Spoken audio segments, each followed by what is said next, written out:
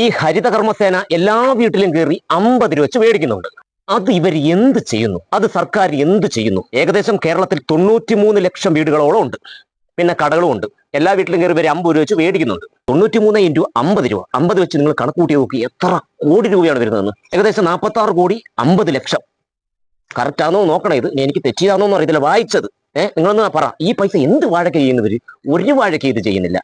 ഈ ഹരിതകർമ്മസേനയുടെ പൈസ, വരുമാനം കിട്ടുന്ന, മാസ വരുമാനം കിട്ടുന്ന പൈസ ഇത് എങ്ങോട്ട് പോകുന്നു? ഇത് വെച്ച് ഈ നാടിന് എന്തെങ്കിലും ചെയ്യുന്നുണ്ടോ? മാസ വരുമാനമാണ് ഈ ഹരിതകർമ്മസേന എന്ന് പറഞ്ഞാൽ നല്ലൊരു പരിപാടിയൊക്കെയാണ്. പക്ഷെ മാസ വരുമാനം 46 കോടി 50 ലക്ഷം രൂപ വരുന്നുണ്ട്. അതിൽ കൂടുതൽ വന്നാലേ ഉള്ളൂ. ശരിക്കും ഈ പിരിക്കുന്ന കാശ് നല്ല കണക്ക് ഉപയോഗിക്കുന്നുണ്ടോ ഇവര്? ഉപയോഗിക്കുന്നുണ്ടോ ഇവര്? അതോ പോക്കറ്റിൽ ഇടുവാണോ? അതുപോലെ തന്നെ പല പബ്ലിക് പ്ലേസിലും ഇപ്പോഴും വേസ്റ്റ് ബിൻ എന്ന് പറഞ്ഞ സാധനമില്ല. എവിടൊക്കെ ഉണ്ട്? എവിടെയെങ്കിലും റെയിൽവേ സ്റ്റേഷനിലോ അല്ലെങ്കിൽ പിന്നെ KSRT സ്റ്റാൻഡിലോ കാണാൻ ഉണ്ടെങ്കിൽ ഉണ്ട്.